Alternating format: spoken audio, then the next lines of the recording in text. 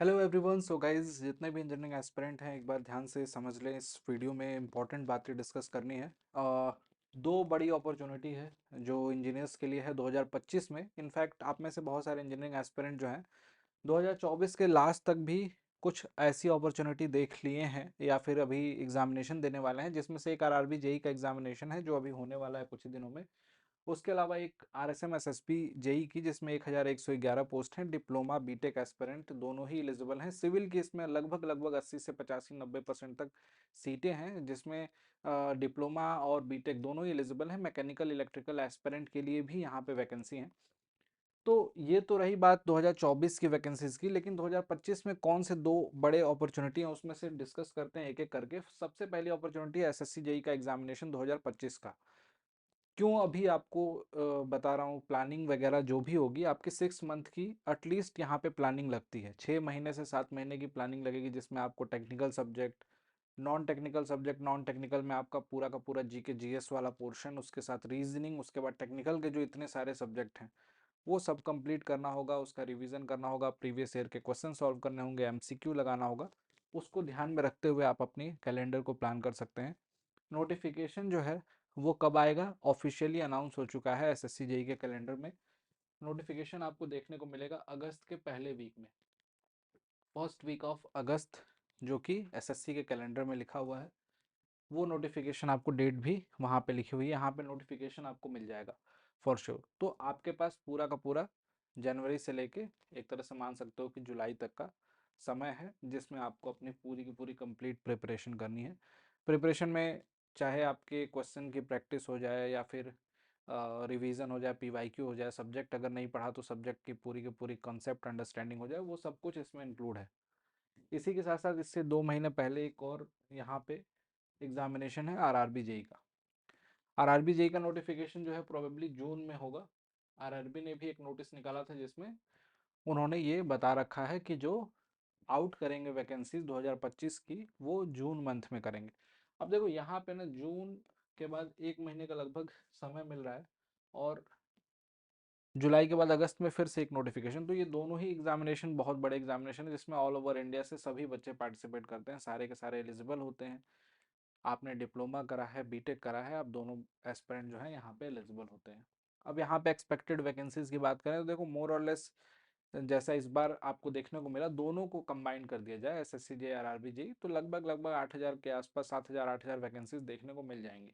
मे भी हो सकता है आरआरबी में 5,000 मिले, एसएससी में 2,000 मिल जाए, या फिर हो सकता है आरआरबी में 5,500 6,000 मिल जाए, एसएससी में आपको 1,500 1,600 मिल जाए, या एसएससी में बढ़ जाए, आरआरबी में थोड़ी सी और कम हो जाए। ठीक, तो ये ऊपर नीचे होगा, लेकिन ओवरऑल जो समय है आपके पास यही है। मतलब 6 मंथ का आपके पास प्रॉपर टाइम है। इस टाइम को अच्छे से यूटिलाइज करना है। यूटिलाइजेशन में आपकी सब्जेक्ट की प्लानिंग डेली हिसाब से होनी चाहिए, डेली का वर्क, जैसे मैंने आपको पहले ही बताया था। डेली का जो आपका शेड्यूल टारगेट है उसको आपको कंप्लीट करना है। शेड्यूल टारगेट में हो सकता है कि आपके सब्जेक्ट, जो सब्जेक्ट फॉर एग्जांपल एक आरसीसी सब्जेक्ट है सिविल इंजीनियरिंग का, उसको आपने 15 दिन का समय दिया, तो 15 दिन में आपने पीवाईक्यू लगाया, मतलब जेई के बाकी एग्जामिनेशन के प्रीवियस ईयर के क्वेश्चंस होंगे वो लगा लिया आपने। उसके बाद धीरे धीरे करके इसमें जितने भी क्वेश्चंस बनते हैं वो लगा लिए, मॉक देना स्टार्ट कर दिया, तो वो सब कुछ आता है। तो उसके लिए आपको शेड्यूल डेट वाइज प्लान करते जाओ, और उस डेट को क्रॉस करते जाओ। आपने वो उस डेट में पर्टिकुलर सब्जेक्ट या पर्टिकुलर जो टारगेट था वो अचीव कर लिया। तो उसके साथ साथ सबसे इम्पोर्टेंट जो लास्ट टाइम पे काम आता है, डेली शॉर्ट नोट्स।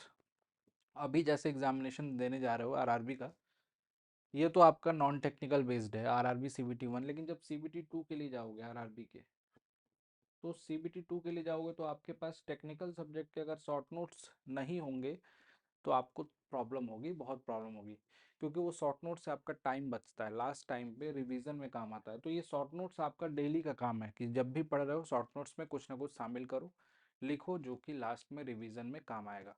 तो ये बहुत इंपॉर्टेंट है, वेरी इंपॉर्टेंट। ये काम आपको अभी से करना है इन दोनों एग्जामिनेशन के लिए, खास तौर से, क्योंकि सिलेबस बहुत वास्ट है, बहुत कुछ पढ़ना होता है, छोटी छोटी चीज़ें इंपॉर्टेंट होती हैं। पढ़ते समय आपको आएगा, एग्जामिनेशन के टाइम आपको याद ही नहीं आएगा कि ये भी रिवाइज करना था।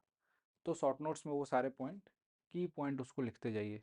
और इसके लिए मल्टीपल जो क्लासेस हैं, जिसमें फाउंडेशन बैच सबसे बेहतरीन क्लास होती है, वो भी स्टार्ट हो रही है और कुछ ब्रांचेस की स्टार्ट हो चुकी है। जैसे एसएससी जेईई 2025 का जिसका भी टारगेट है, उसके लिए आरंभ 1.0 अड्डा 24/7 एप्लीकेशन पे ये अवेलेबल है। यहाँ देख सकते हो ना, 12 दिसंबर से ये स्टार्ट हो रहा है।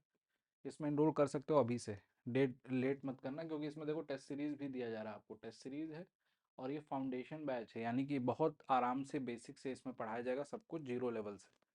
उसी तरीके से मैकेनिकल और इलेक्ट्रिकल इंजीनियरिंग एस्पिरेंट के लिए भी अवेलेबल है।